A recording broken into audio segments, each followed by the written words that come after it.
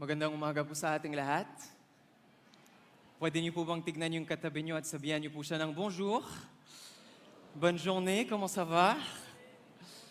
Ay, magandang umaga po sa inyo. Happy Sojourn po sa ating lahat. Pwede po ba natin palakpakan po ang Diyos muli po?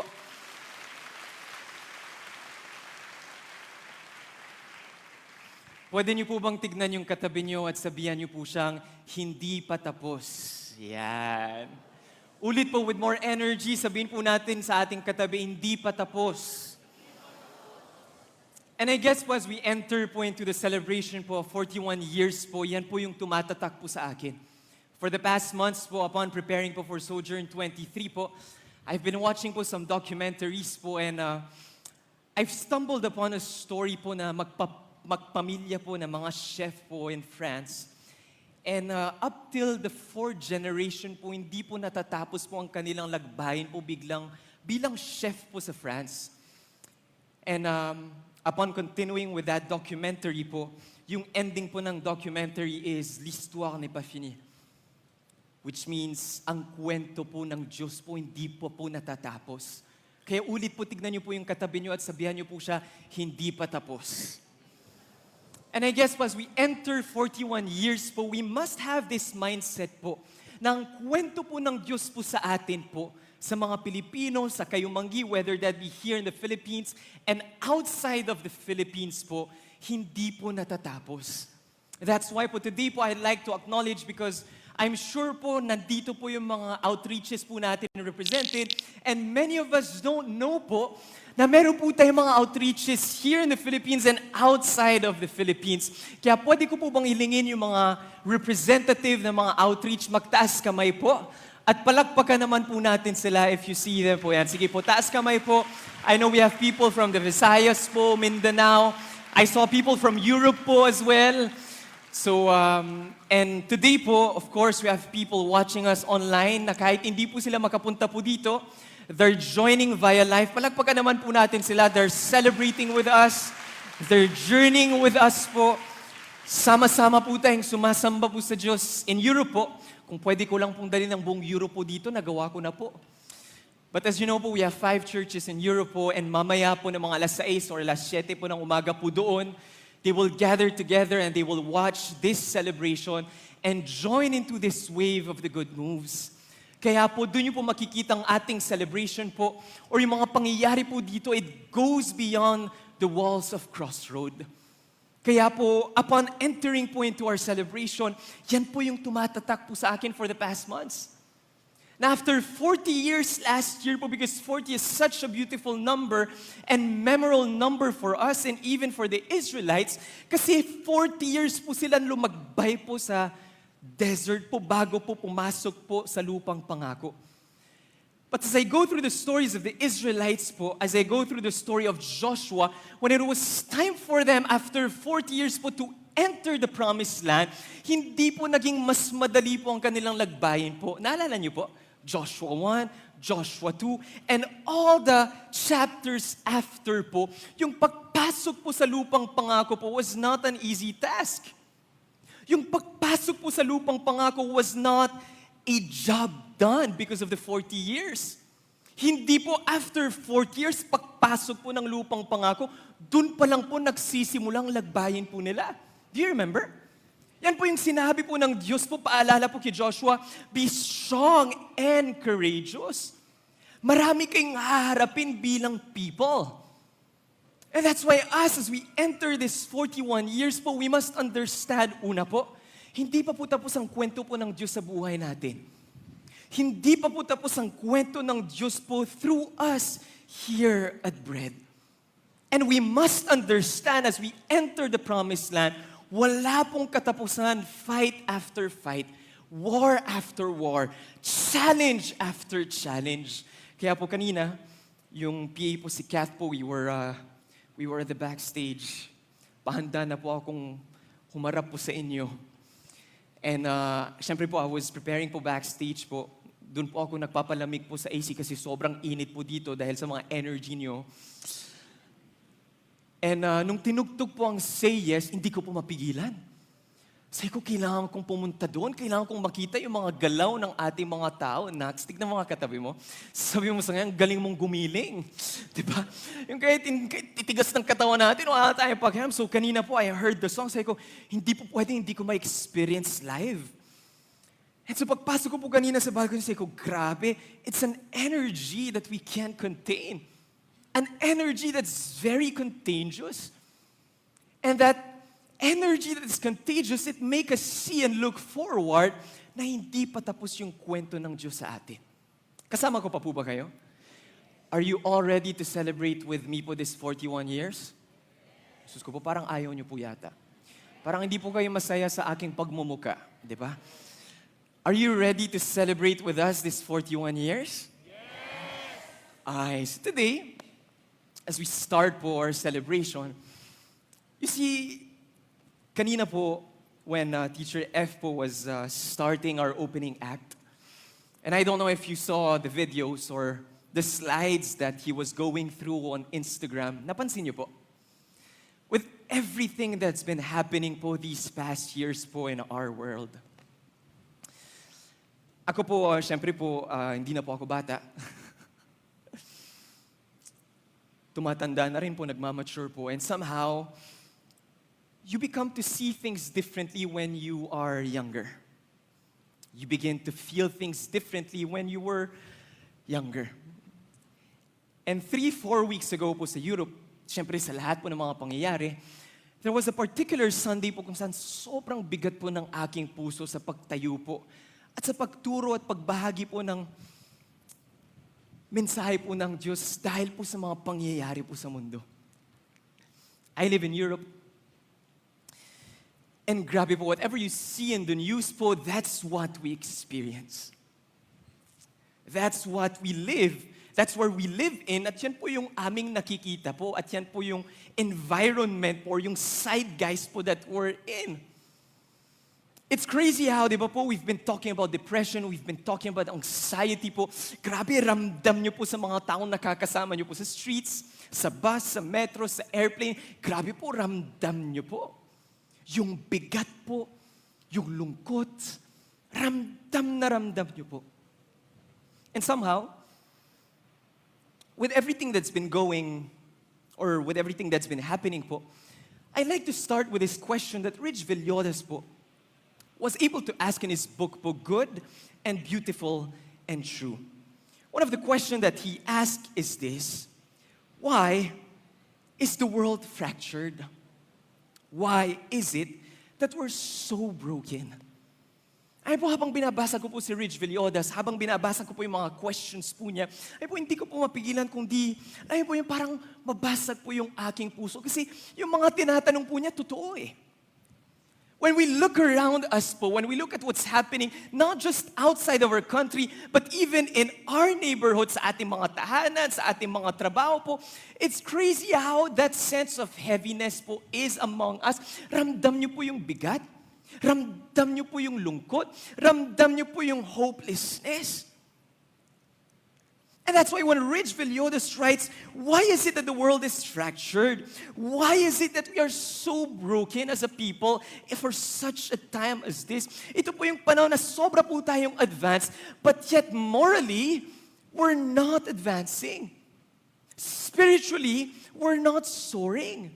Yan po yung sinabi ko po nung isang night watch po last week, na sobra po tayong advanced, but yet hindi po natin marinig po ang tinig po ng Diyos para sa atin. Yung alam naman po natin na yung Diyos po is in us, within us, and all around us. But why is it we can't seem to get a hold of God's voice for us? Bakit hindi po natin mapakinggan ang tinig ng Diyos para sa atin, para sa mga panahon na to? And so Mark Sayers, in his book, Reappearing Church, he says, our private worlds are also in crisis. We see the rise of anxiety. We see the rise of mental health disorders, falling IQ levels, epidemic loneliness, social disconnection. Grabe po, yan po yung sobra po nangyayari po sa Europa. This epidemic loneliness and this social disconnection, yung magkakasama po tayo, pero hindi po tayo magkakasama. Tignan mo yung katabi mo. Tanungin mo nga siya. Sige, tanungin mo siya. Kasama ba kita? Yan. Buhay ka pa ba? Ay po sa mga tahanan po sa Europe, mga homes and houses, my friends, and even the friends of my mom that are not from church, alam niyo po sila na po yung nagsasabi na parang hindi na kami pamilya sa aming tahanan. Yung magkakasama kami, pero hindi kayo magkakasama. Widespread online bullying and the persistence of discrimination, bigotry, and hatred. This is our world. Addictions to drugs, food, technology, sex, gambling, and relationships are widespread. Obesity is rising, becoming a full-blown health issue. In the West, poor mental health is now normative among emerging generations. Grabe po, no? Life expectancy in the West, two most powerful nations, the US and the UK, has fallen for the last 3 years running. And I can go on and on. Pwede po natin pag-usapan for 4 hours what's happening in our world. And tama po si Rich Villodas. Why is our world fractured? Why are we so broken? Hindi ko po alam kung pareho po tayo, pero this year, grabe po yung bigat po ng aking puso. With everything that's been happening, yung isang tanong ko lang po sa Diyos, Panginoon, ano po yung aming role? Ano po yung aming sagot sa mga pangyayari po sa aming paligid? Panginoon, paano niyo po gagamitin ang aming buhay? Paano niyo po gagamitin ang aming pamilya? Paano niyo po gagamitin ang aming iglesia for such a time as this? Sabi ko, Lord, hindi lang po pwede maging mabigat lang yung aking puso. Somehow in this hopelessness, ipakita mo nga sa amin na merong mensahe, na meron pa ring pag-asa. And as we go through the year, Coach People was able to unveil the theme of this year, the good moves. The good that keeps on moving through us, in us, around us, and our entire world. That's why as I'm reading this book, as we're questioning the questions of Rich Villodas, sa lahat po ng mga nakikita po natin sa ating paligid, ang tanong po, kasama ko pa po ba kayo? Yung mga nasa harap lang po malalangit, kasama ko pa po ba kayo? With everything that we're seeing and experiencing in our world, ang gusto ko pong matanong po sa atin is this: how do we see our current world? Tayo po bilang tao, bilang village of God, how do we look at our times? Sa lahat ng mga pangyayari, ano pong nakikita po natin? Sa panahon kung nasan po tayo ngayon, saan po tayo nakatingin? Kasi hindi na po natin maiiwas na maging mabigat po ng ating loob because of everything that's been happening. But the question is, how do we see our current world? How do we look at the current times in which we're living in? Because I've been reading this book po, from Erwin McManus' book called The Genius of Jesus. And sabi po niya, yung genius po ng ating mundo, he said the genius of our world are genius because they saw the world differently. Yung alam nilang there's so much hate, there's so much bad in our world, but the geniuses of our world decided to see the world differently. And when they chose to see the world differently, they were able to create a future that would not have been possible if they were not alive. We must be the genius of our times. The church has to be the genius of our times. That's why po, upon looking at everything that's happening in our world po, we have to be a church for such a time as this. We must see the world differently. We must have eyes that are good. Dapat meron po tayong capacity po, tulad po ng kinanta po kanina, to choose joy above the hate. To choose love above the sorrow. That's why po, allow me to continue what Rich Villodas writes in his book, Good, Beautiful, and Kind. Anong tanong po niya? Why is the world fractured?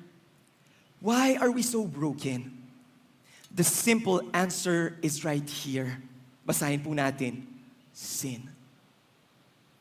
And this year, grabe po ako na mind blown because my understanding of sin po has deconstructed. Tignan niyo po kung ano po ang definition po ni Rich Villodas po sa sin. Sabi po, the simple answer why the world is broken and why the world is fractured is sin. And sin is failure to love. Its results are what we become closed off from others. It is destructive because it causes us to live self-seeking lives over and against others. Sin causes us to desire an illusion to center the world on our own comfort, our own security, our own fear, desire, and personal perspective. Sin, this failure to love, curves us inward. It leaves us little room for God, and it leaves us little room for anyone else. This is what is behind the subtle grasping for power that marks our world. This is the energy behind all the violence. This is the dynamo beneath all the arrogance, apathy, hatred. Perhaps we have not broken God's law today. But the question that we need to ask ourselves today, as we celebrate 41 years, have we failed to love? Alam niyo po, nung binasa ko po ito, iyak po ako ng iyak.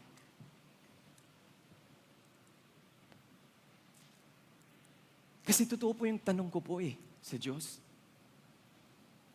Hindi po aksidente na bumibigat po yung aking pangloob. Hindi po aksidente, Panginoon, sa lahat ng mga nakikita ko. I just can't take it, but it breaks and tears my heart. At sa bawat pagbasag ng puso, sa bawat pagpunit ng puso, hindi po pwedeng mawala yung, what can we do? Who should we be as a church? Hindi po pwedeng walang sagot ang iglesia. Hindi po pwede wala pong sagot pong ating buhay. Hindi po pwede po na wala po tayong contribution. At hindi rin po pwede sa lahat ng mga pangyayari, hindi rin po gumagalaw ang Diyos. Don't you agree? Hello? Naniniwala po ba kayo sa lahat ng bad that's happening, may galaw pa rin ang Diyos? Agree, disagree? Di ba parang ating buhay, no matter what happens in our lives, no matter the bad, naniniwala pa rin po tayo na may kilos ang Diyos Na may galaw ang Diyos Are we just a church that sees and bears, but does not see also the moves of God? And does not ride the wave of God or the good moves? Kaya po para po sa akin, we must be the church for such a time as this. Yung napapansin po natin yung mga pangyayari po sa mundo, pero napapansin din po natin na hindi tumitigil ang kilos ng Diyos. Na hindi rin tumitigil ang pagkalaw ng Diyos. And that's our role. To be a church for such a time as this, dapat marunong po tayo mag-abang. Yan, yung expression po na natutunan ko po dito sa Pilipinas, mga abangers. Sabi ko, ano yung abangers? Yung nag-aabang ng alin? Ng mamahalin. Sabi ko, yun pala yung abangers? And somehow to be, wait, pwede po ba akong uminom? Nawawalan na po ako ng boses. Wait lang po, pasensya na po.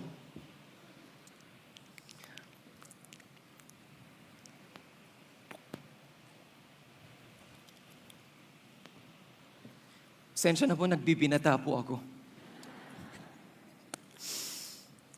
And so, for us to be a church for such a time as this, dapat marunong po tayo mag-abang. At sa bawat pag-abang po natin, dapat handa din po tayo. At sa bawat paghanda po natin, dapat gumalaw din po tayo. Abang, handa, at galaw. Sa bawat pangyayari, meron pangungusap ang Diyos. Sa bawat pangyayari, may pagkilos ang Diyos. Sa bawat pangyayari, hindi rin po tumitigil ang galaw ng Diyos. And therefore, we must wait for God's movement. We must be ready for God's movement. And we must move with God's movement. That's why po, allow me to continue.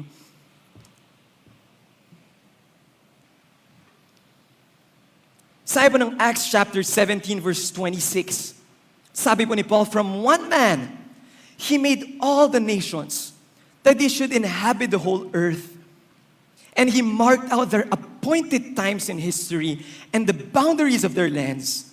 For God did this so that all of us would seek Him and perhaps reach out for Him and find Him, though He is not far from any one of us.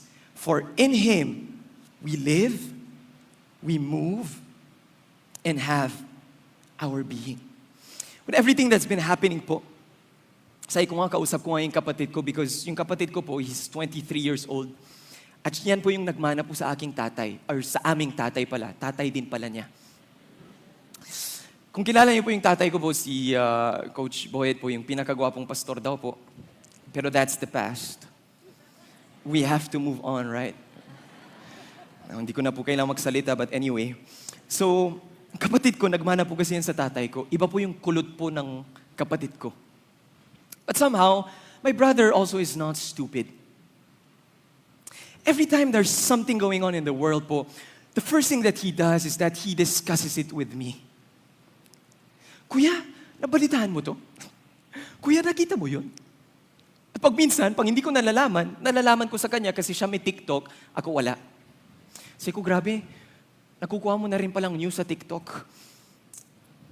So every time that he would ask me, every time that he would say, nabalitaan mo yun? Nakita mo yun? Siyempre, sasagot naman po ako ng either oo o hindi.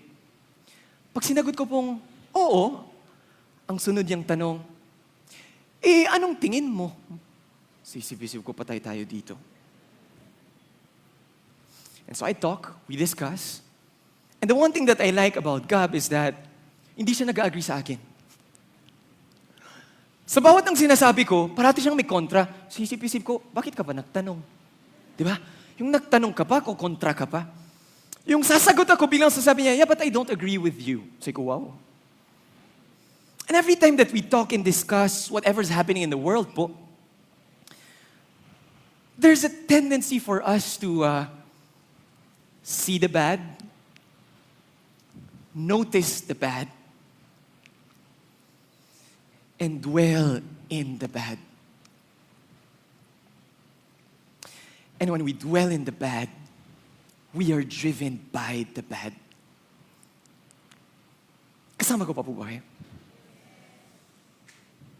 And when I read po what Rich Villoda said, and when he said, maybe you're not breaking God's law, but maybe today you have failed to love. Villoda says that sin is not the bad things that you've done, but sin is failing in love. Not falling in love, but failing in love. And somehow, habang nag-uusap po kami ng kapatid ko, sabi ko nga, grabe, para po akong natatakot po sa aking sarili because it's so easy to look at the bad, to notice the bad, and to dwell in the bad. And to say, wala nang pag-asa, ganun talagang ating mundo eh. Don't you agree? May mga tao bang katulad ko? Na sa lahat ng mga pangyayari na wala na po tayo ng pag-asa, wala ganun talaga eh. Anong gagawin natin? Yung parang nag-give up na po tayo. Yung ayaw na natin pag-usapan because we expect the bad, we're no longer expecting the good. Kaya yan po yung tanong ko po sa atin, how do we see our world? How do we look at the times in which we're in? Are we dwelling in the bad? Because if we dwell in the bad, we will be driven by the bad. And my realization po these past months, kaya po ako iyak ng iyak, is this. We have failed to love this world. As a church, as a people, ako po personally, I have failed to love this world. I have failed to love the times in which we're in. Paano ko po nalalaman na I'm failing in love or I'm failing in loving our world? In loving the times in which we're in? Because it's so easy for me to dwell in the bad. It's so easy for me to say, ganun na talaga eh. Pero naniniwala po ako, in the path of faith, in the path of Jesus, there's always a better way. Don't you agree with me po? Na no matter how bad, no matter how dark, there's always light. No matter the sorrow and the grief, there's always love. And that's why pag nag-uusap po kami ng kapatid ko, sabi ko nga, grabe no? We are failing to love this world. We are failing the times in which we're in. That's why today, kasama ko pa po ba kayo? We must shift ourselves. It is time for us to not only notice the bad, but to do the hard work in also noticing the good. Seeing the good in the bad. Alam niyo po, I've been hearing a lot of stories po. Kikinig po ako sa night watches. Nakikinig po ako sa mga kwento. Narinig ko po yung mga kwento po ni Coach Dwight po 2 weeks ago. Narinig ko po yung kwento po ng Meridian. I think all of us po, we've been able to hear the stories. At habang pinapakinggan po natin yung mga kwento, sabi ko nga, grabe, yan po yung good in the midst of the bad. Yan po yung light in the midst of darkness. Yan po yung hope in the midst of hopelessness. Kaya ulit, tignan mo yung katabi mo at sabihan mo siya, hindi pa tapos. Hindi pa tapos. Ulit, tignan mo yung, sabihin mo siya, hindi pa tapos. Our stories are not yet done. Yung kwento po natin ang magdadalang goodness po sa ating mundo. Ang buhay po natin or ang pagkilos po ng Diyos sa ating buhay ang siyang magdadalang pag-asa po sa ating mundo. Not perfect stories, but stories of darkness that has found the light. Stories of hopelessness that has reached hope. That's why we must do the hard work in noticing the good in the bad and dwelling in the good so that we can be driven by the good. Kaya po, balikan po natin ulit ang Acts chapter 17 because ang ganda po ng sinabi po ni Paul. Verse 27, God did this. He appointed our times, our boundaries, so that we would seek Him, reach out for Him, and perhaps find Him. Sa bawat paghanap po natin ng good in the bad, there's a guarantee that we will find the good no matter how bad it is. Parang buhay po natin. Have you ever played hide and seek po? Hello?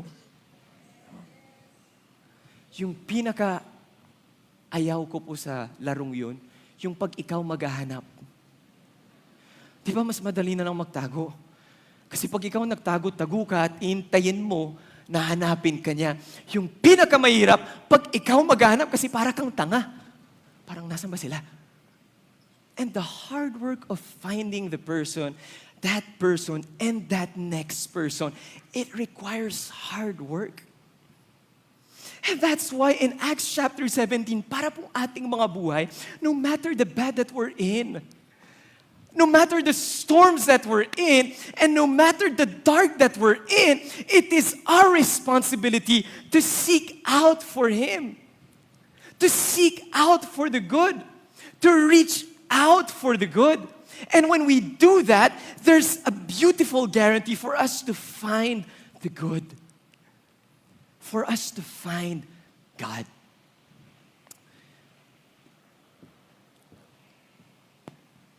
Si Mark Sayers po sa kanyang librong Reappearing Church writes this: what if what seems like a crisis right now, when reframed through the eyes of the Spirit, is only an incredible opportunity? Paano kung tignan po natin lahat ng mga pangyayari po sa mundo, all the bad, all the hate, only an incredible opportunity for us? What if lahat po ng mga pangyayari po sa ating mundo is only an incredible opportunity for us to be the church for such a time as this? Kaya ko po sinimulan kanina sa pag-acknowledge po ng mga outreaches because all of us, we have our own homes. All of us coming here as we celebrate Sojourn, as we celebrate the good moves, dala-dala po natin yung ating mga tahanan. Dala-dala po natin yung ating mga iglesia. Ako po, whenever I travel, wherever I go, panay ko pong dala yung bayan po ng Diyos ng Europa. You see, I'm born and raised po sa France. But somehow, whenever we talk about the Filipinos in Europe, whenever we talk about our generation, the previous generation, and the future generation, hindi po pwedeng hindi ko po pasanin po ang bayan ng Diyos po ng Europa. And all of us po, hindi po pwede na nandito po tayo nakaupo na wala po tayong pinapasan. Agree, disagree? Hello? I'm sure lahat po tayo sa pag-upo po natin, sa pagsamba po natin sa Diyos, dala-dala po natin yung ating mga tahanan. Dala-dala po natin yung ating mga iglesia. And if you're representing one of our outreach, if you are from Crossroad Essential, we must understand sa lahat ng mga pangyayari po sa mundo, sa lahat ng mga nakikita po nating hate and bad, ganda po ng sinabi po ni Mark Sayers, this is only an incredible opportunity for us to be the church for such a time as this. Sana po, sa araw na to, sa pag-celebrate po natin, huwag lang po kayo mag-celebrate na kayo lang mag-isa. Sana dala nyo po iglesia nyo. Sana dala nyo po ang bayan nyo. Or kung gusto nyo po ang barangay nyo. But somehow, let us never come to God without bearing a people. Without bearing a burden. So that after this experience, when all of us, we will go back to our respective homes, to our respective churches, buhay po yung ating puso. Buhay po yung ating spirito. And we can bring this wherever we go.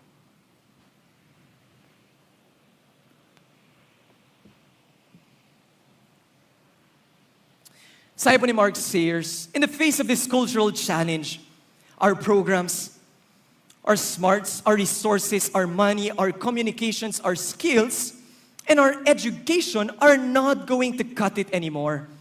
Much of the Western churches is operating on the kinetic forward motion of the previous moves of God, lounging on a platform built by the service and ministry of past and passing generations. However, the fuel tank of many churches in the West is approaching empty. So yung sinasabi ko po sa Europe.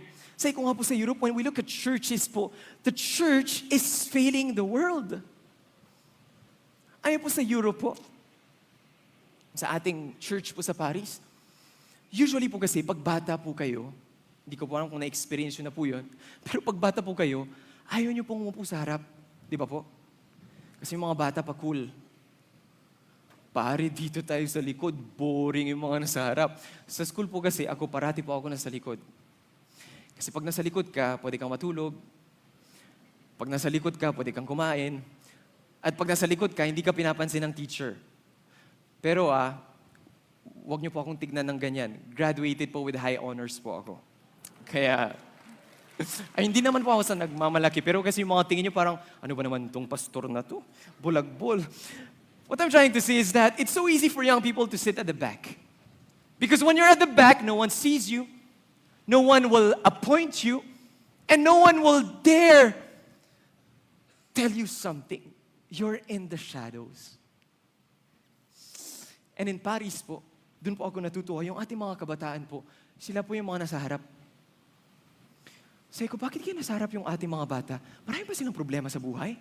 Kasi ako, yung pagkaintindi ko, sa tagal ko na po sa church, at sa pagkalaki ko po sa church, yung mga taong nasa harap, sila yung may mga matitinding problema. Ayan. Ayan, tignan mo yung mga katabi mo. Ayan, yung mga nasa harap, yan yung mga pasan nilang mundo. Yung mga nasa likod, wala silang kapasan-pasan. Yun yung understanding ko. And that's why habang pinapanood ko po yung ating mga batang nasa harap, say ko nga, grabe no, find me a church in Europe that has young people at the front. It's Sunday freaking morning. Bata ka sa Europe, anong ginagawa mo sa iglesia? Alam ko po, laking Europe po ako. Ang dami yung mapupuntahan sa Paris. Sabado ng gabi, kahit hanggang alas 6 ka. Pero anong ginagawa ng mga bata sa atin? Find me a church in Europe, whether French or Filipino, that has young people that sit at the front and that participates in the good move of God para sa Dayas Pinoy ng Europe. Sige nga, grabe no, yung kilos rin po ng Diyos po sa atin kasi hindi naman po natin pinipilit ang mga bata eh. Hindi po natin sinasabi, huy, sa harap kang umupo ha. Walang sapilitan eh. That's why, pag pinapanood ko po yung mga churches po sa Europe, whether that be Filipino or French, sige nga, grabe no, ito dapat yung panahon kung saan mas buhay po ang iglesia. Don't you agree? Ala, patay tayo dyan. Hindi ba dapat yung katabi mo, dapat mas buhay po siya ngayon? Yes. Bilisan mo na, gusto na namin kumain. Pero alam niyo po, sabi ko nga sa kapatid ko, dapat ang iglesia mas buhay ngayon. Dapat ang iglesia mas lalong umaapoy ngayon. With all the bad that's happening, with all the hate that's spreading, dapat mas buhay ang iglesia. So why is it many churches are failing our times? Why is it that many churches are failing our world? We are becoming the priest. We are becoming the Levite. Naalala niyo po yung kwento ng Good Samaritan? Napansin, pero walang ginawa. Nabahala. Naawa. Pero walang ginawa. Dire-diretso. Are we becoming a church like that? A church that passes by? A church that just survives? Kaya mo yung sinasabi ni Mark Sayers, lahat ng mga ginagawa natin, hindi na yan mag-work. All of our resources, everything that's been happening, it will not cut it. Kaya sabi po ni Mark Sayers, we need to be interrupted. This is a time for the church to be interrupted. We need to do a major shift. A constant effort into dwelling into the good, seeking the good, reaching out for the good so that we can find the good in everywhere that we are. That's why, sabi ko nga sa kapatid ko, the church is now failing the world. We have now become the priest. We have now become the Levite. Na sa pagdaan, wala tayong pakialam. Dire-diretso po tayo kung saan po tayo papunta. And it took a Samaritan to notice, to see, and to dwell in that moment. Di ba po yung Samaritan po ang siyang tumulong po sa mama? Naalala niyo po? At hindi lang po niya tinulungan. Pinahotel pa niya. Wow! Sana all. Kaya paglabas po natin, at kung taga-Europe po kayo, pag meron na po kayong nakitang nagmamalimos, i-hotel nyo. Pero ang ginawa po ng Samaritan, nag-extra mile, hinotel po ang mama. And sabi ko nga, Lord, may we become a church that has that good Samaritan spirit. This is the time for us, our church, to be more alive than ever. This is a time for us, for the church, to be more excited than ever. Kaya po sabi po ni Mark Sayers, we need to be interrupted. Sabi po niya, what if this secular moment in our culture is only a crisis if we ignore God's calls for renewal? What if we reframe this as brilliantly good news? God always has His people where He wants His people.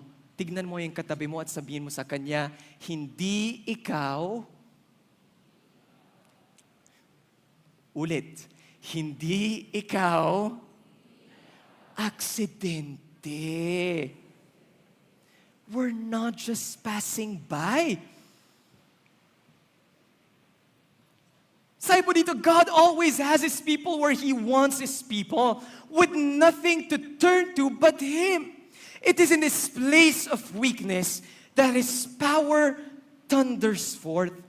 This is for those hungry after God, those desiring to see Him move again with power, those with a holy discontent, those who long for His presence to invade their lives, invade their churches, their cities, and their nations. As a church and as a people of God, we need to be interrupted. Ito po yung panahon kung saan, allow me po today to just leave us with 3 things. Okay po ba yun? 3 lang. Hello, kasama ko pa po ba kayo? 3 things. Now for us to be interrupted as a church, it is a time for us to embody the good, to dwell in the good. Nung Friday night when Coach Ella was preaching po nung night watch, to wrap everything up, ang ganda po ng sinabi po niya. Sabi niya, 30 days na tayong nagtitipon-tipon. 30 days na tayong nakikinig sa mga walang katapusang kwento. For 30 days, 30 nights po, lahat po ng mga insights ng mga pastors about the good moves, lahat po ng mga stories po, talagang binusog po tayo sa kwento, binusog po tayo sa insights ng galing sa Diyos. Agree, disagree? For the past 5 weeks po, even Coach Pippo was able to navigate us and lead us into the good moves. Pero ang ganda ng sinabi ni Coach Ella po nung Friday. Sabi niya, di ba tayo nagsasawa? Nabusog na tayo? Gusto lang po ba natin na kumain ng kumain? To be fed over and over again? And do nothing? Sabi po ni Coach Ella ng Friday, now it is a time for us to move forward. Sa lahat ng mga baon po natin, it is time for us to embody this good. That's why for us to be interrupted as a church, we need, or this must be a time for us to embody the good. Si Chris Williamson po, a podcaster that I've been listening and following for the past months, he said, we live in a time kung saan it is now the performative empathy. Grabe po, no? He calls it performative empathy. Kung saan ang ating mundo, mas importante po sa atin ang appearing good than doing good. Mas importante pa po sa atin yung posting what's good than doing the actual good. Grabe, no? Yan po yung ating panahon ngayon. He calls it the performative empathy. Now we're so focused into appearing good, posting what's good, but when we turn off our phone, we don't do the actual good.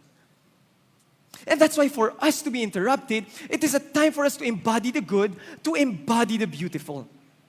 Sabi po ni Rich Villodas, our most effective strategy in reaching a world for Christ is grounded in the kind of people that we are being formed into. Deeply formed mission is first about who we are becoming before what we are doing. The quality of our presence is our mission. For God is in the business of calling broken, fearful, hot-headed, inconsistent, pessimistic, doubting people like you and me. And that's what makes the gospel good news. Sabi po ni Mark Sayers, we don't need another book on the challenges that the church faces in the West. We don't need another book to studiously review and critique. We don't need another opinion. What we need, nababasa po natin, next. What we need is, ano raw po yun? Renewal. Not just to consume more information, but rather to be transformed and joining God in His great renewal project. I'd like to share this po because na-hype po ako sa bagong libro po ni Erwin McManus po called The Genius of Jesus. Tignan niyo po yung kanyang sinulat. Sabi ni McManus, Einstein saw a new way to do math. Fisher saw a new way to play chess. But Jesus saw the world as no one ever had. Jesus saw human potential where it was imperceivable to others. Di po ba yan naman po si Jesus po sa atin? Yan naman po ang Diyos po sa atin. Yung ating baho, yung ating mali, yung ating pangit, kaya pa rin niyang makita yung good within us. Di ba po kahit anong pangit ng ating kwento, kaya pa rin makita ng Diyos ang pag-asa at iikot at ipihit po yung kwento ng ating buhay. Di ba po? Lahat po tayo, yan po yung ating kwento eh. Say po, Jesus elevated the entire definition of what it meant to be human. If Einstein saw a new way to do math, Jesus saw a new way to be human. A way to live each moment fully present and fully alive. Imagine if your every choice and every action only and always created the good, the beautiful, and the true. When you align your heart with Jesus, it begins a process of transformation. Yan po yung sinabi ko po nung night watch po last week. Na hindi po tayo po pwedeng pray ng pray, na wala po tayong major shift po nangyayari po sa ating pangloob. It must be a time for us to always return to the presence of God and retune our hearts with the frequency of God so that we can repel the goodness around us. Hindi na po tayo po pwedeng pupunta sa iglesia, nagtitipon-tipon, na hindi po natin inihingi po ang kanyang pagbabago po sa ating puso. Hindi po pwede po na pumapasok lang po tayo, umuupo lang po tayo, na hindi po natin sinasabi sa Diyos, Panginoon, basagin mo ako.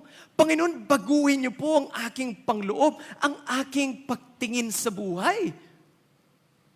That's why kanina, this morning, I came across Andrew Huberman po, and he talks about prayer. Grabe po, no? Andrew Huberman po is a neuroscientist po, a Harvard professor. And he talks about prayer. And he said, the beautiful thing about prayer is that you let go, but yet you're in control. Whenever I pray, sabi po ni Andrew Huberman, I always ask for God to make me see the bad in me.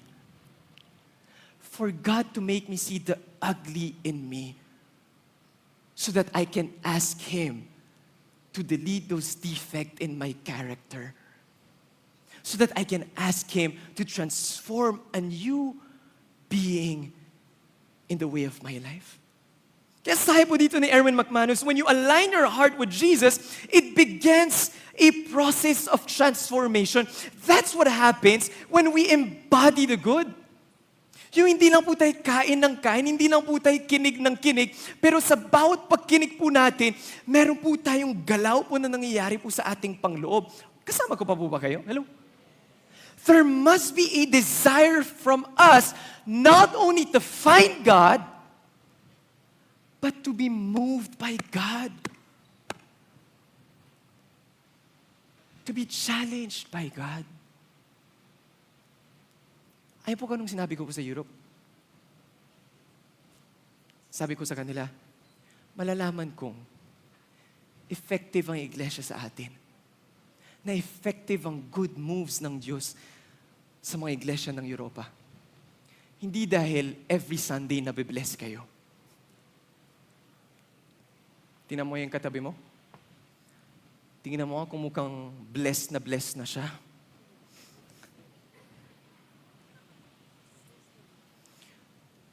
Sabi ng isa, blessed naman. Sabi ko po sa Europe, I know that we're effective as a church, not because parati kang nabibless, but I know that the church is effective because hindi ka lang nabibless, pero nabiburden ka. Na sa bawat pag-upo mo, hindi ka lang na-excite, hindi ka lang nabibless, pero napupunit puso mo. Na sa bawat pag-upo mo, biglang may pasanin na parang natatanggap mo from God. Kasama ko pa po ba kayo? Yung excited ka na, alam mo yun, gusto mo nang tumayo at gusto mo nang lumabas na parang, sige Lord, game. Wherever you call me, sige, I'll just say yes. Yung somehow our sitting is not only for us to be blessed, but for us to be burdened. That's what happens when we embody in the good. Sinasabi po ni Mike Slaughter, now we have to grieve with God. We have to cry about the things in which God cries about. Yung sinasabi po ng kantang Hosanna, God, break my heart for what breaks yours. Yung pag-upo po natin, hindi lang po tayo nabibless, pero nababasag po yung ating puso. Parang meron po tayong natatanggap na pasanin na hindi po natin naintindihan. Yan po ang renewal. Yan po ang totoong transformation. Sabi po ni McManus, genius, as a rule, is not transferable. You can spend your life with Mozart and never become a great composer. Agree, disagree, di ba? Kahit parati mong kasama yung mamang yan, hindi mo mahagilap ang kanyang talento. Kahit dumikit ka sa mga gwapo at magaganda. Di ba? Ganyan pa rin itsura mo. Sabi po, you could spend your life with Picasso and never become a great painter. If you spend your life with Michael Jordan, you still would not make it to the NBA unless you were 6'6" with a 40-inch vertical.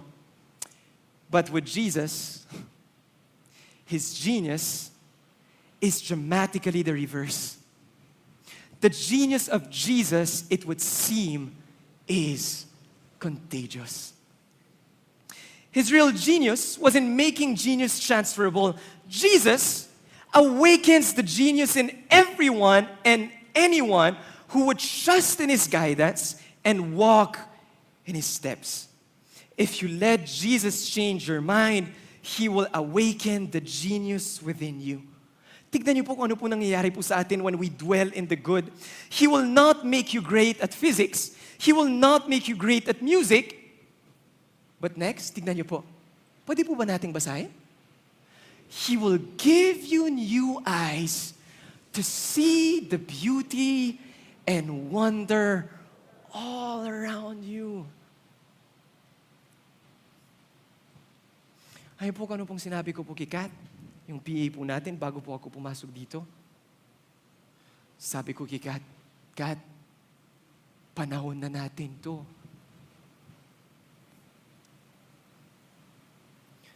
This is our time.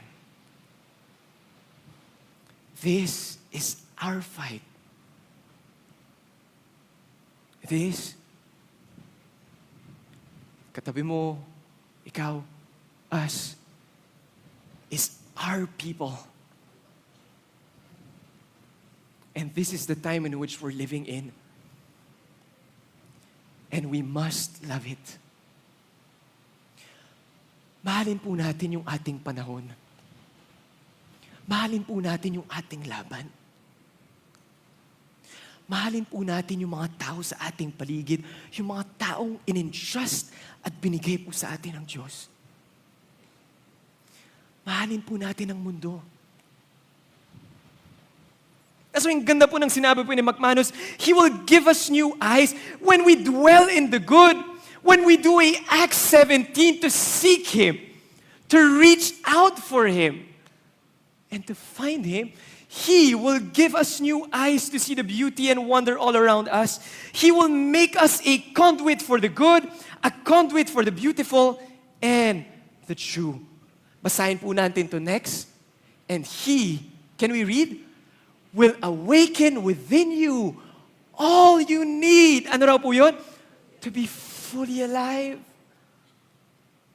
Ito po yung panahon na dapat mas buhay po tayo. Mas umaapoy po yung ating puso at ating mga mata.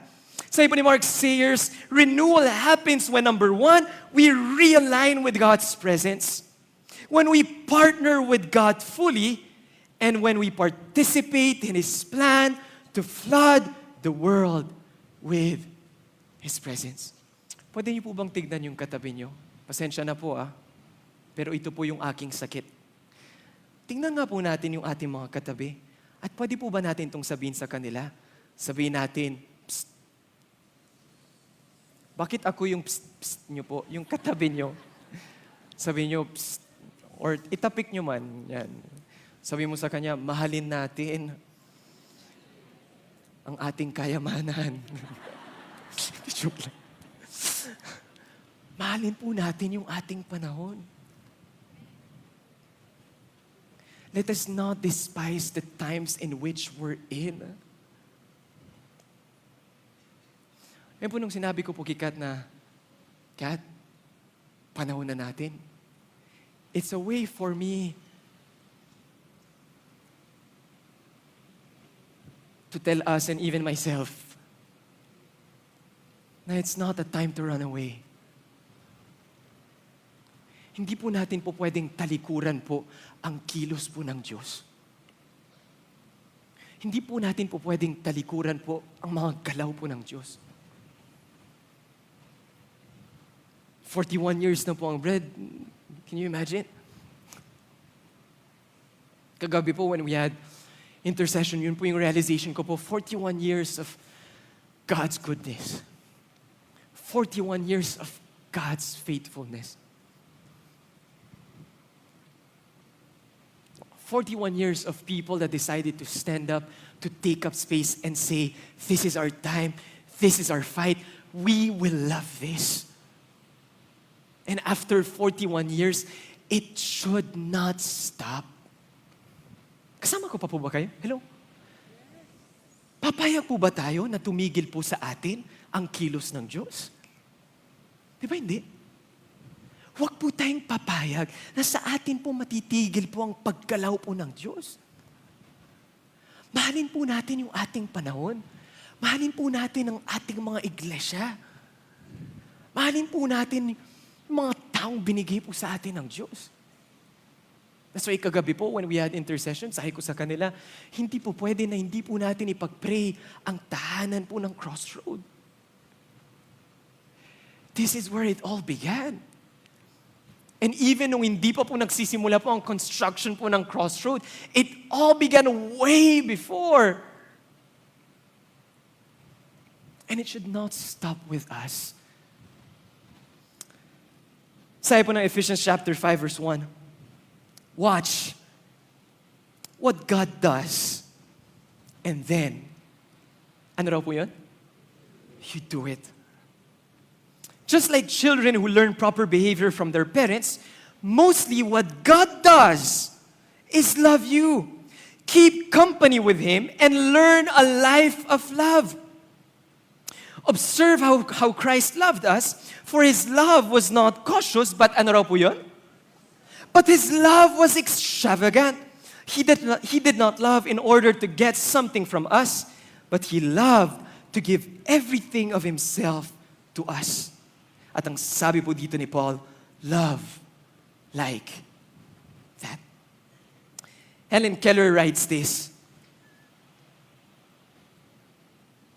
Although the world is full of suffering, it is full of also overcoming of it. My optimism then does not rest on the absence of evil. Kaya po yung pag kami nag-uusap po ni Gab, parang nasanay ka na na ganyan ang mundo.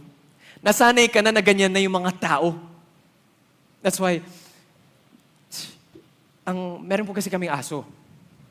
Kamukha rin po niya yung kapatid ko. Kamukha na po sila. And so, every time po niyang nilalabas yung aso niya, pag bumabalik siya, sabi niya, grabe, sabi niya, may na-meet na naman akong ibang aso. Sabi ko, syempre, normal. Sabi ko, bakit ba ayaw mo? Kasi, yung owner ng aso, nakikipag-usap. Nakikipagkaibigan. Sabi niya, gusto ko lang naman ilabas yung aso para tumay at umihi. Ayaw kong may kausap. Kaya sabi niya, every time akong lumalabas, kuya, nilalagay ko na ang airport ko, dire-diretso ako, wala akong pakiam sa mga ibang aso. Sabi ko nga, grabe no, yan po nangyayari po sa atin, napapagod na po tayo maki-interact po sa ibang tao. Yung po, anong pong napansin ko po dito po, which is kasi ako rin po ganun, yung pag minsan po kasi sa pagod po, yung ayaw nyo pong may makitang tao. Yung sa pagod mo na, yung pag may nakita kang tao, yung parang gusto mong sabunutan. Yung parang there's just a day, di ba, in your week na parang you don't want to see people, you don't want to talk to people, because wala lang, kailangan mo lang mag-isa. And so, dito po, kung saan po ako nakatira, sobrang sanay po yung mga tao na pagpasok ng elevator, di ba po, papasok ng elevator, pagpasok, lahat po nakaganyan. Sa bawat taong pumapasok, hindi tumitingin sa mata, pasok sa elevator, tapos ganun, pindot, ganun. But us in Europe po, which is so weird, pag meron pong elevator, hindi po pwede na hindi po nagbabatian. Kahit pusa yan. Kahit aso na sa elevator, hindi po pwede hindi mo binabati. Every time ka pumapasok sa elevator, biglang, bonjour, ça va? T'habites dans quel étage? Yung may usapan na, kahit ilang seconds man yan, meron pong a kind of interaction. That's why there are times po, yung mga araw na ayaw ko pong may makitang tao. Kasi yung elevator po, going from basement 1 hanggang kasi 5th floor po kami. So syempre po, from basement ka, di ba? Pipindutin ko po yung 5. Syempre from basement 1, dadaan po kayo sa ground floor. Tama, mali? Pag minsan, sa sobrang samang tao ko po, yung pinapag-pray ko po na walang tao sa ground floor. Parang wala akong magkasabay sa elevator. Ganun na po ako kasamang tao. But somehow, there was an instance, nakasama po ni Gab yung kanyang aso. Pagpasok po niya ng bahay, galit na galit siya. Tapos binato po niya yung kanyang phone. Sabi ko, bakit na nangyari sa'yo? Sabi niya yung babae sa 7th floor. Sabi ko, aba, hindi mo alam yung pangalan, pero alam mo kung saan siya nakatira. Sabi niya yung babae sa 7th floor. Sabi ko, bakit? Kapal na mukha niya. Siyempre in French, Hindi naman alam ni Gab yung term na yun. Kapal naman ang mukha niya. Di man lang nag-hello. Sabi ko, ba? Di man lang nag-hello. Imagine, kuya, pati aso natin nag-hello sa mama. Pero ito, hindi ito nag-hello. And somehow I feel bad because the things that I say is, wala, ganun na talaga eh. Sometimes it's so easy for us to dwell in the bad and say, wala, ganun na talaga eh. But I hope, as we embody the good and dwell in the good, sana po in every situation in which we find ourselves in, automatic po sa atin ang Acts 17 to seek the good, to reach out for the good, so that we may find the good in that particular situation. Tignan niyo po yung sinabi po ni Ellen Keller. Although the world is full of suffering, it is full also of overcoming it. My optimism then does not rest pag wala ng hatred, pag wala ng masama, but on a glad belief in the preponderance of good and a willing effort to always cooperate with the good. This is a time for us to cooperate with the good.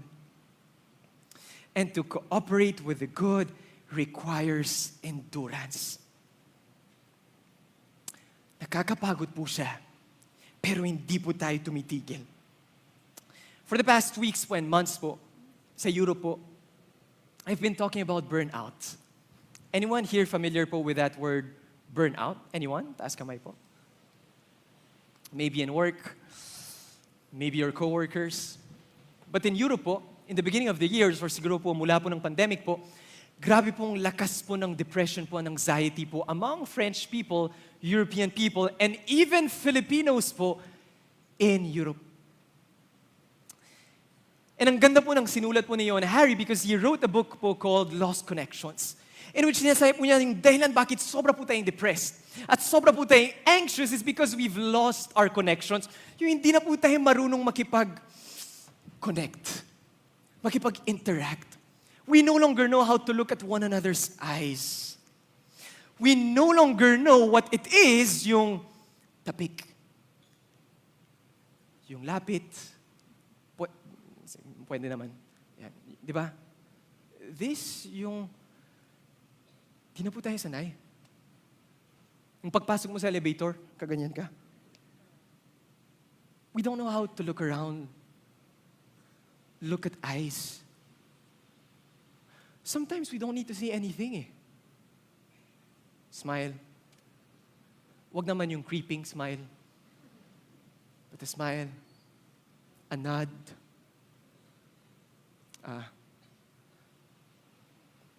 Tapik. Tapos, wapa.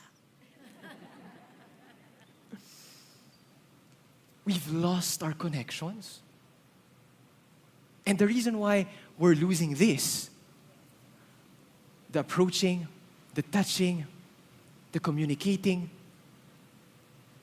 it's because we've lost our connection to the one. We're no longer embodying the good. We're no longer dwelling in the good. The good that transforms and gives us new eyes to see beauty and wonder in life. That's why po, to cooperate with the good, it requires endurance. It requires a constant effort from us. Kaya po yun, Harry said, the reason why we're so depressed because we've lost our connections. That's what we've been talking about in Europe for the past 2 years dahil po sa pandemic. Ay po, pag minsan may mga tao na dahil hindi na po marunong makipag-usap sa ibang tao, kinakausap na po niya sarili niya. Hindi, totoo po I'm seeing kids now na mas magaling pa po sila makipag-communicate sa tablet kaysa sa isa't isa. I'm now seeing kids po, grabe, para tumahimik ang bata, ang ginagawa ng magulang, sige, manood ka lang dyan. I think it was here po last year, nag-Korean restaurant po kami, pagpasok ko po, may isang pamilya po, 2 anak, pagpasok ko po, naka-iPad po yung 2 bata, siguro mga 5, 7 years old. Dumating po kami, nag-order po kami, kumain na po kami, paalis na po kami, nandun pa rin, nanonood pa rin ng gadget. That's why yan po yung sinabi ni Harry, rise in depression, rise in anxiety, because we're losing our connection.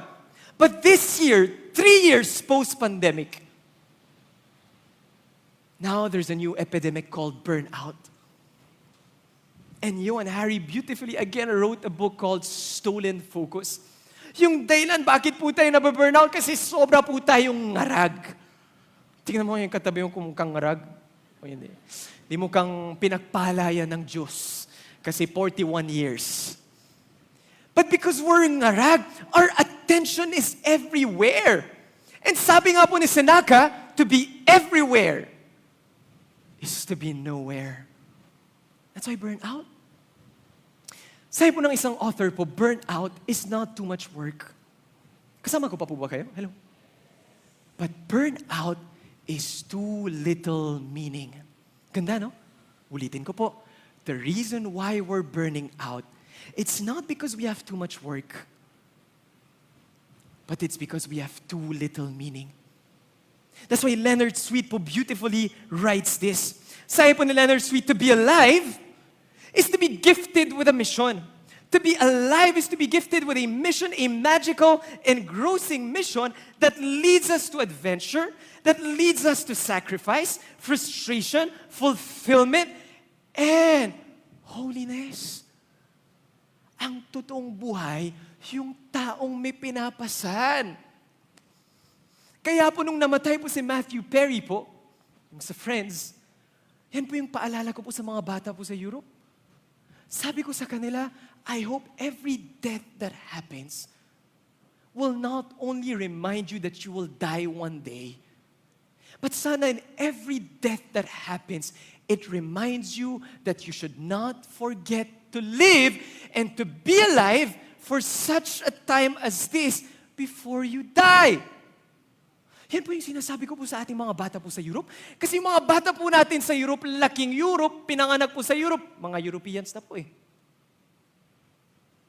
Pag ikaw European, grabe po yung comfort. Grabe po yung treatment. Grabe po yung welfare po sa amin po sa Europe. Para po kayo mga king and queens po sa Europe. The comfort is crazy. Sinasabi ni Michael Easter, it is now a crisis. Comfort is now a crisis. Kaya challenge ko po yung ating mga bata po sa Europe. Dahil sa comfort, burnout. Dahil sa comfort, a character crisis. Hindi na po nila alam kung para saan po ang kanilang buhay. Kasi sinasabi ko po sa ating mga bata, nung namatay po si Matthew Perry, alam naman natin lahat na mamamatay po tayo, di ba? Tingnan mo ang katabi mo kung malapit na siya. Malapit na siyang mabless ni Lord. Di ba alam naman po natin na lahat po tayo mamamatay? Tama, mali? We know. But that's not the point. Alam naman po natin na mamamatay po tayo eh. Let's not focus on death. But let's focus on the before our death. Sana bago po tayo mamatay, yung sinasabi po ni McManus, fully alive. Fully present. Mahalin po natin yung ating panahon. Mark Batterson write this. Here, I raise my Ebenezer. One of my favorite lines of lyrics, in the second verse of the 1758 hymn by Robert Robinson, Come, thou fount of every blessing. Sabi po ni Batterson, after the Israelites pulled off an upset victory over the Philistine, the prophet Samuel built an altar and named it Ebenezer. It means still now. Nababasa niyo po? The Lord has helped us. This is an altar that reminds us that the God who did this can do it again. It's not just a token of God's faithfulness, but Ebenezer is a statement of faith that the God who got us here is the same God that will get us there.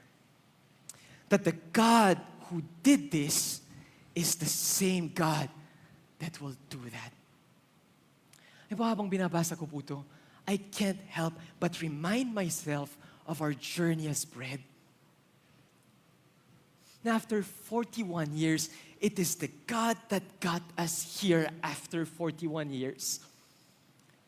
That is the same God that will get us there in the future after 41 years.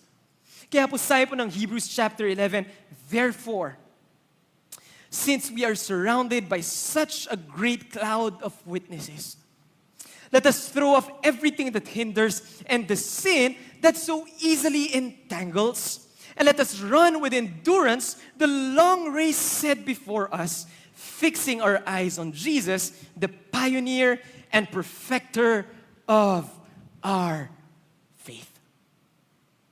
It is a time for us to embody the good. But as we celebrate 41 years and beyond, it is also a time for the church to endure this long race ahead of us. As I continue po, I'd like to show you a video. This is a video from 2016 po. Anyone familiar po with a band po named Coldplay? Anyone? Yes. Kung marami pong may hilig po dito kay Coldplay. I stumbled upon this Super Bowl performance po of Coldplay noong 2016. And so far po, syempre with all the Super Bowls po, yung halftime show po ng American football po in America, para po sa akin, one of my favorite po is this. Yung ipapakita ko po sa inyo. I will not show you everything. But I'd like to show you the last part. The last song that Coldplay performed. The reason why I want to show you this because yung performance po ni Coldplay sa last part is a beautiful poetry po of Hebrews chapter 12. Na si ends Super Bowl performance, he ends po with videos of the previous performers of the Super Bowl. Pinakita po niya lahat ng mga taong nauna po sa kanya na nag-perform po sa Super Bowl at parang mensahe po niya na no matter kung ano man ang naging motive namin sa pagtayo sa stage na to, we all had the same message. We all had the same concept. We all had the same value into spreading love and goodness for such a time as this. He was able to perform at that Super Bowl with Beyonce and Bruno Mars. It was such a beautiful trio po as they sang that last song. And nung pinanood ko po ito last year, grabe hindi ko po mapigil. Pero iyak po ako ng iyak. And I was reminded of us, our journey bilang isang iglesia for such a time as this. Panoorin lang po natin.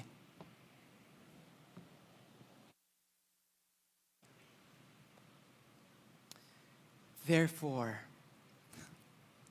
since we are surrounded by such a great cloud of witnesses, let us run with endurance the race that is before us. You want to know why I like this video? Because it is a message of endurance.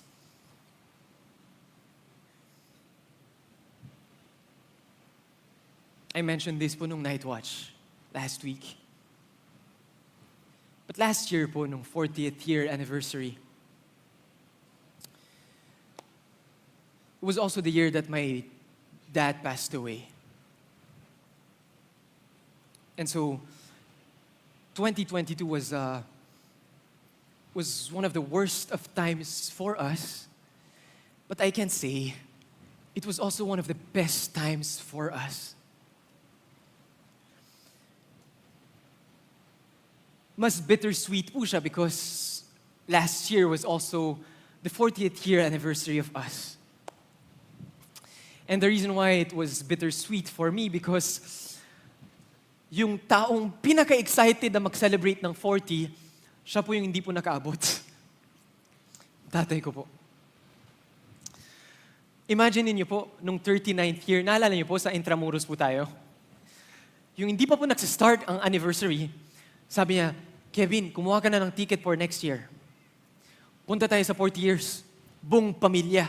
Hindi po pwedeng wala tayo sa celebration ng 40.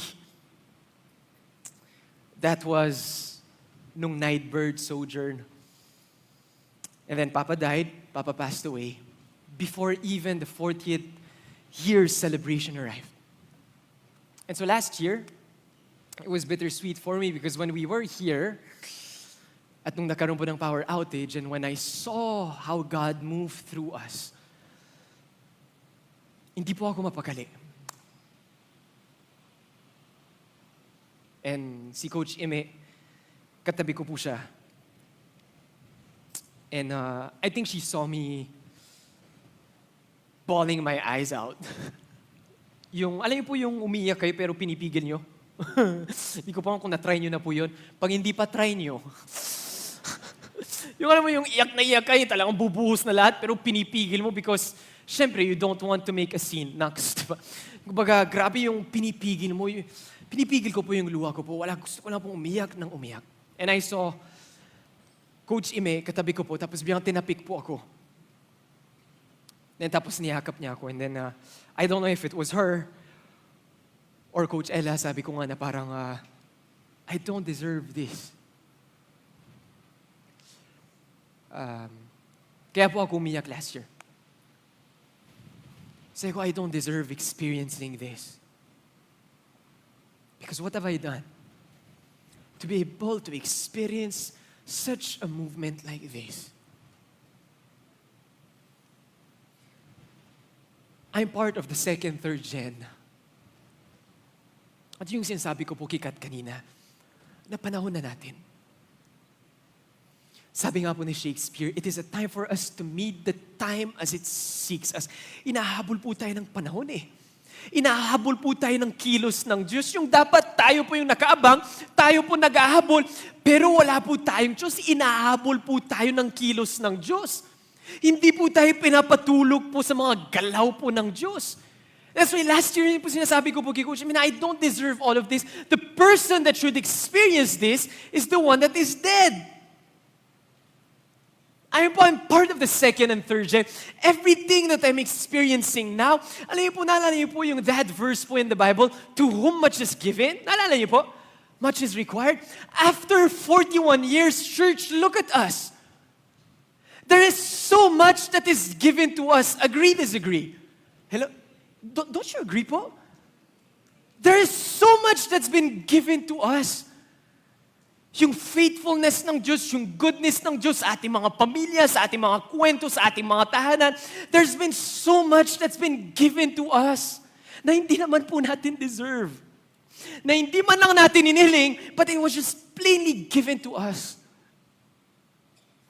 All this experience of the good moves, lahat ng pagkilos, ng galaw ng Diyos, yung pagbago ng Diyos, yung pag-ikot mo ng Diyos, lahat ng mga kwento, the stories po, the journeys po that we keep on hearing, that we are a part of, the journey in which we're fighting also. So much has been given to us. But alam niyo po this year, yung parating tumatatak sa akin, give to whom much is given, much is required. Give to whom much is given, much is required. For the so much that is given to us, it is also the so much that is required of us. Huwag lang po tayong pumayag na tanggapin lang natin to, ma-experience lang po natin to. The much that is given of us to us is also the much that is required from us. Tama po, church? Hello? Na hindi lang po tayo kuha ng kuha, hindi lang po tayo tanggap ng tanggap, pero panahon na po nating tumayo. It is time for us to take up space. The same way that our people, this great cloud of witnesses, our ancestors, the past, that decided to stand up. And up till now, yung mga pastor po natin, na hanggang ngayon, mga kasabayan po ng tatay ko po, na hanggang ngayon, walang katapusan sa pagtayo, walang katapusan sa pagbira po para po sa gawain ng Diyos. Kaya po, sobra po akong hats off. Yan po yung sinabi po ni Mark Batterson na we just don't have time, that says, God honors a lifetime of faithfulness. I don't know if we can do this, pero pwede po ba natin palakpakan ang mga pastor po na nauna po, na tumayo po for the past 41 years. Na hindi ko po sila inaangat. Hindi ko po sila inaangat. Pero bilang second gen, it is but right to give honor, to give respect. Yan yung sinabi ko sa kapatid ko. Hindi ako papayag ng generation natin. Tayong bumabastos sa sacrifices of the past. The blood of the past. Kaya kagabi when Coach Pipo was talking to us, he said, we must cherish the past, but we must also leave the past behind. The much that is given to us is also the much that is required from us. Kaya hindi po tumitigil ang luha ko po kay Coldplay. Because we'll get it together somehow. We'll get it together, I know. And we'll get it together and go up and up. It is a time for us to endure this long race. Kaya ang tanong ko po sa atin, church, hindi lang po central, pero sa lahat ng mga outreaches, how far are we willing to go? How far are we willing to go? Because kakasimula lang po natin. Kakatayo lang po natin. And may this be a covenant of us, a statement of us, na the much that is given to us, God, will be the much that is required from us in the next 40 years.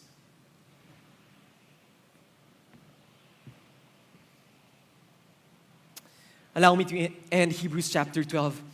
And let us run with endurance the long race set before us, fixing our eyes on Jesus, the pioneer and perfecter of faith. He endured the cross, ignored the shame, that death, because he focused on the joy that was set before him. And now he is seated beside God on the throne, a place of honor. Verse 3. Consider the life of the one who endured such personal attacks and hostility from sinners, so that you will not grow weary, so that you will not lose heart. That's why the good moves require good partners. The good moves require a good people. A good set of people. Na sa bawat kilos po natin, parati po tayong nakaabang. Parati po tayong handa. At parati po tayong handang kumilos at sabayan po ang galaw po ng Diyos in our midst. I'd like to end with this.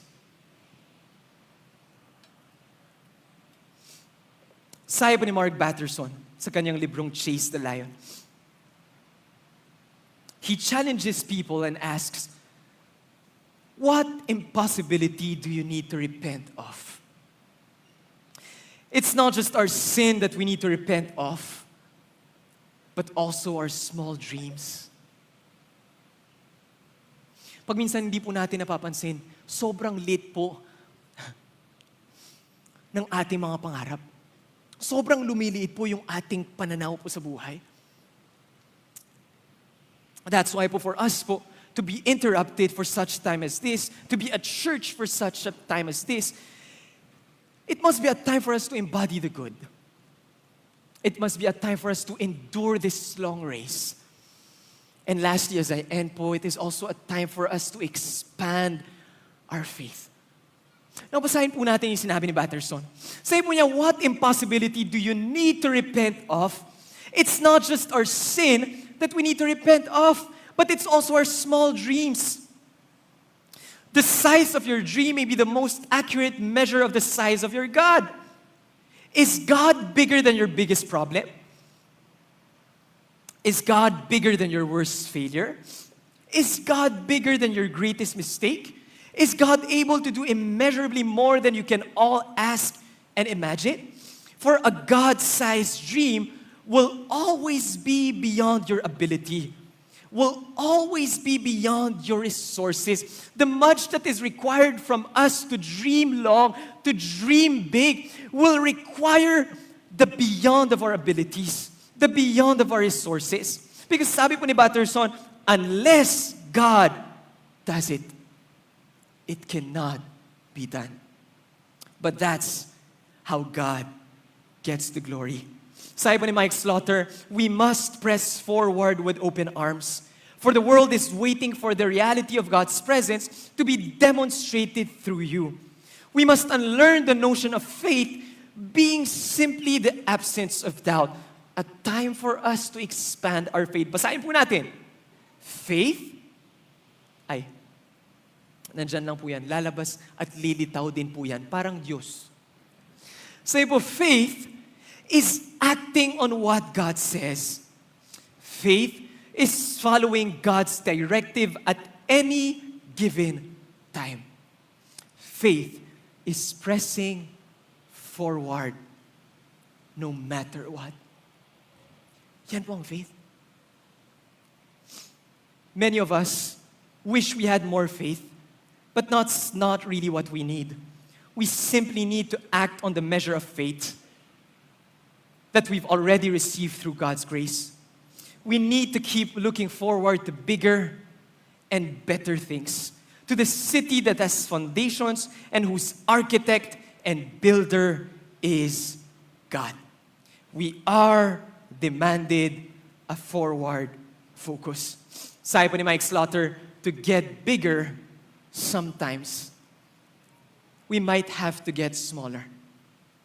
Sabi po ni Slaughter, many of Jesus' disciples walked away when they encountered the high cost of discipleship.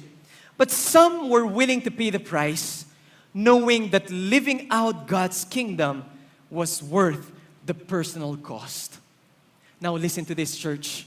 God is doing a new thing with an emerging generation of leaders and churches. And Mike Slaughter challenges all of us and says, if we can show the next part, ay, nawala ka rin. But the last slide says, be there. Tignan mo yung katabi mo at sabihin mo sa kanya, be. Diyos ko po, ulit po, yung tapusin naman po natin na medyo, ano yun po yun? Yung, kahit kunwari lang pong buhay po tayo. Tignan mo yung katabi mo, sabihin mo sa kanya, be there. And that's the best way for us to cherish the past, to appreciate the past, to leave the past be, for us to be able to look forward to bigger and better things, because God is the architect. God is the planner. And that's why for us to forward focus, we must be here. That's why I'll end with this Hebrews chapter 12, verse 12, sabi po ni Paul, so take a new grip with your tired hands and strengthen your weak knees. Verse 13, mark out a straight path for your feet so that those who are weak and lame will not fall but become strong. For the much that is required of us today, as we continue our celebration, can we end this first part with a dream? Okay po ba yun? Huwag po nating tapusin. Huwag po tayong umalis sa lugar na to na wala po tayong inihinging pangarapin na galing sa Diyos. Na wala po tayong babaunin na isang pangarapin na galing sa Diyos. The Lord, give me one God-sized dream. Not only for me, but for my people. Bakit po? Tignan niyo po yung sinabi ni Patterson. Your greatest legacy is not your dream. But your greatest legacy is the next generation of dreamers. That your dream inspires. Patterson calls it the dreams within a dream. Your dreams are only possible because of the dreams that were dreamed before you. And the domino effect of your dreams will be felt for generations. Kaya po, wag po tayong papayag na umalis po tayo na wala po tayong bit-bit ng isang pangarapin. A dream that will inspire the next generation of dreamers. Sabi po, our dreams predate us. For our dreams were born long before we were. And our dreams postate us. Our dreams will make a difference long after we are gone. Church, panahon na po natin to. Mahalin po natin ang mundo. Mahalin po natin ang ating panahon. At hiling po tayo sa Diyos ng isang pangarapin that will require the much of us. Isang pangarapin that will take us out, that will take us beyond our abilities, that will take us beyond our resources. Church, for us to be alive for such a time as this, i-expand po natin ang ating faith. Tulad ng sinabi ni Patterson, huwag po nating kalimutan na meron po tayong isang Diyos. The God Emmanuel that is with us. For the God that got us here after 41 years is the same God that will get us there in the future in the next 40 years. Kaya, for the last time, kasi mamimiss nyo ako, tignan mo yung katabi mo at sabihin po natin sa isa't isa, hindi patapos ang Diyos sa atin. Sige po. Parang hindi po ako naniniwala sa inyo. Sabihin po natin ulit sa kanila, hindi patapos ang Diyos sa atin. Maraming salamat po. Happy Sojourn po. God bless po.